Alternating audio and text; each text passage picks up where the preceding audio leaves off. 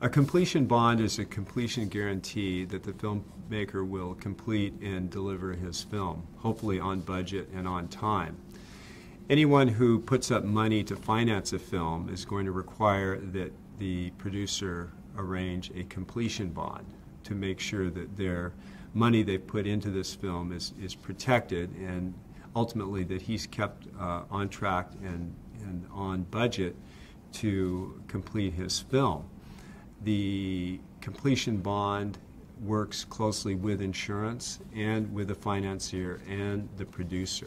You don't have to have a completion bond, but typically if you have any kind of funding, particularly if it's a bank, there's absolutely no way that you can get your loan without that bond. It will be part of the financial closing process.